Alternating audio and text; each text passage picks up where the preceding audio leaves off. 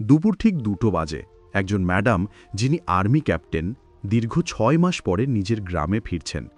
গত 6 মাস ধরে স্বরূপনগর বরফের খাঁজে প্রতিকূল আবহাওয়ায় প্রতি মুহূর্তে মৃত্যুর মুখোমুখি হয়ে লড়াই করার পর এই মুক্তি এক ভিন্ন স্বাদের।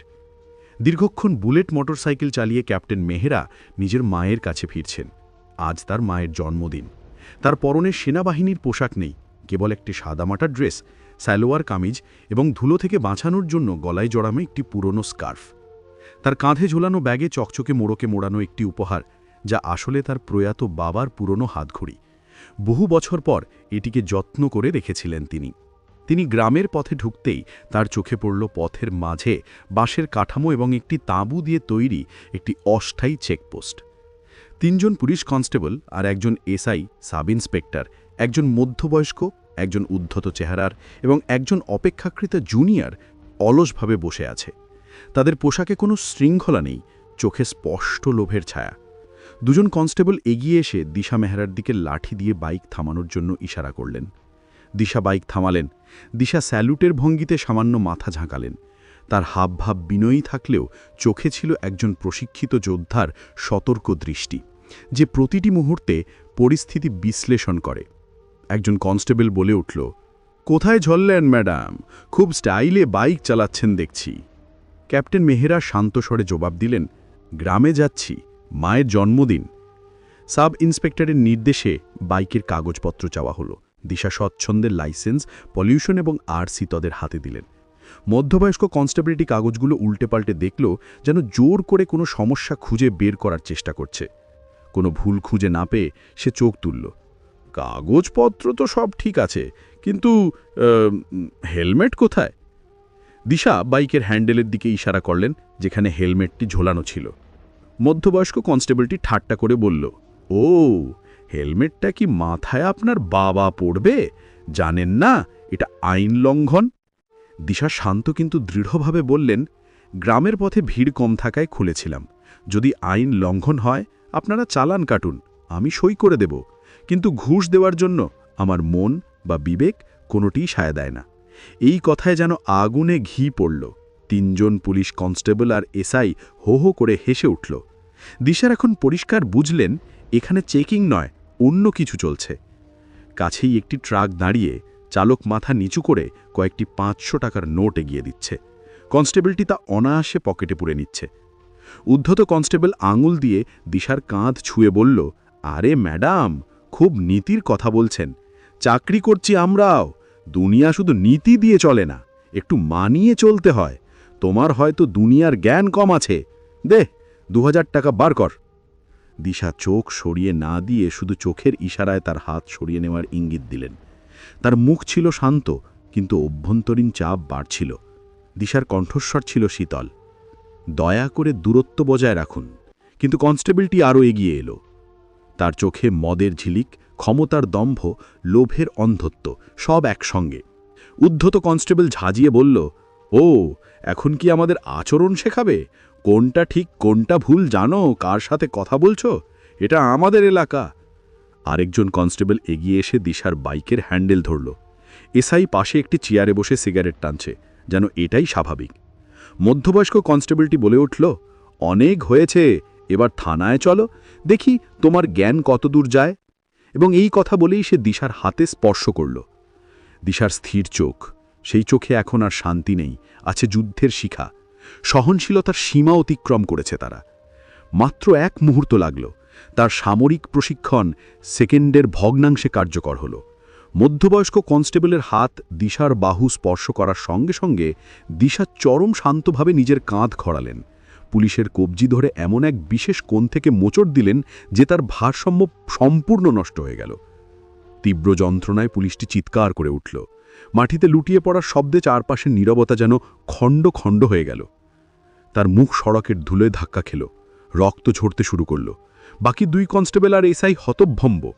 উদ্ধত কনস্টেবলটি দ্রুত লাঠি বের করার চেষ্টা করল, কিন্তু তার আগেই দিশা বাইক থেকে সরে ডান পায়ে ভর দিলেন, ঘুরে গিয়ে লাঠি ধরা হাতটিতে সজোরে আঘাত করলেন। লাঠি ছিটকে দূরে 10-12 ফুট দূরে পড়ে গেল। দিশার কণ্ঠস্বর এখন বাঘিনীর গর্জনের মতো, "তোমাদের হয়তো জানা নেই এই অন্যায়ের ফল কি হতে পারে। খাকি পোশাকের অমর্যাদা করার ফল কতটা ভয়ঙ্কর। জুনিয়র কনস্টেবলটি থরথর করে কাঁপছে, ফোন মাটিতে পড়ে গেছে। পাশে জড়ো হওয়া লোকজন বিস্ময়ে তাকিয়ে আছে। এটি যেন কোনো সিনেমা নয়, একটি কঠিন বাস্তবতা। গ্রামের এক যুবক মোবাইল বের করে ভিডিও করা শুরু করে দিয়েছে। অন্য সবাই ফিসফিস করছে, এই মেয়েটা সাহস দেখেছ? কি মেয়েটা?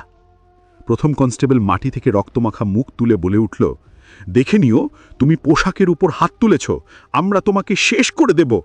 দিশা তীক্ষ্ণ দৃষ্টিতে বললেন, তোমরা পোশাক পরনি, তোমরা পোশাকের উপহাস পড়েছ।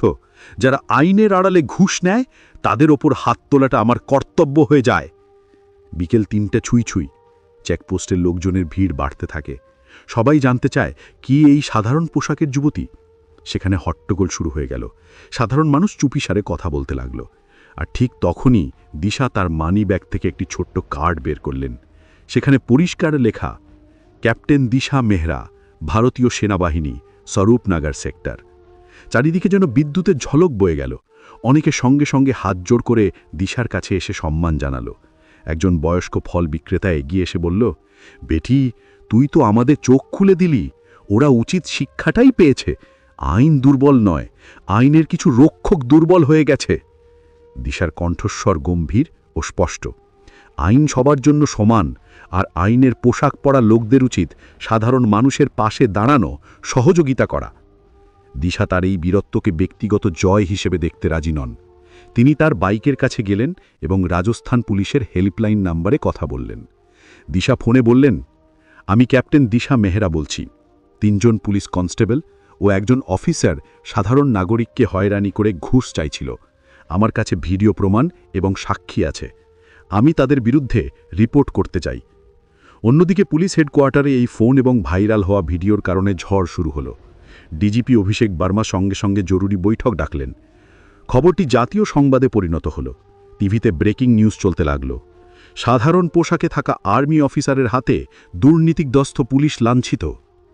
দিশার এই কাজটি শুধু ৩ জন কনস্টেবল ও একজন এসআই এর শাস্তি দেওয়ার পদক্ষেপ ছিল না, বরং এটি ছিল একটি নীরব মাত্রা, অন্যায়ের সামনে চুপ থাকা পাপ। সন্ধ্যা প্রায় ৬-৭টা বাজে। দিশা গ্রামের বাড়ির দিকে বাইক আবার স্টার্ট করলেন। পিছনে পড়ে রইল ঝড়, ক্যামেরা এবং মিডিয়ার কোলাহল। সূর্য তখন অস্ত যাচ্ছে। দিশা যখন গ্রামের গলিতে ঢুকলেন, চেনা মাটির গন্ধ তার হৃদয়ে একটি অদ্ভুত শান্তি এনে দিল। বাড়ির সামনে সেই পুরনো আমগাছ। তিনি বাইক বন্ধ করে এক গভীর শ্বাস নিলেন। এই মুহূর্তে তিনি কোনো জাতীয় হিরো নন, শুধু একজন ক্লান্ত মেয়ে যে বাড়ি ফিরেছে। দরজায় আলতো করে কড়া নাড়লেন। ভেতর থেকে মায়ের মৃদু কণ্ঠস্বর ভেসে এলো, কে? দিশা শৈশবের দুষ্টুমি ভরা কণ্ঠে বললেন, একজন ভবঘুরে যে আপনার হাতের খাবারের ভক্ত। দরজা খুলে গেল। শাড়ি পরা মা, চোখে জল আর ঠোঁটে দীর্ঘ প্রতীক্ষার হাসি নিয়ে দাঁড়িয়ে। মা আবেগাপ্লুত স্বরে বললেন, দিশা, তুই এসেছিস বেটি। দিশা মায়ের বুকে ঝাঁপিয়ে পড়লেন। মা, আমি খুব ক্লান্ত। মায়ের আঁচল যেন তার সমস্ত রাগ, ক্লান্তি এবং উদ্বেগ নিমিষেই শুষে নিল। দিশা ব্যাগ থেকে যত্ন করে রাখা উপহারের মোড়কটি খুললেন। বললেন, এই দেখো, বাবার ঘড়িটা ঠিক করিয়ে এনেছি। শুভ জন্মদিন মা। মা ঘড়িটি বুকে চেপে ধরলেন। তার চোখে আনন্দ অশ্রু। মা বললেন, তোর বাবা থাকলে আজ তোর ওপর কত গর্ব করতেন।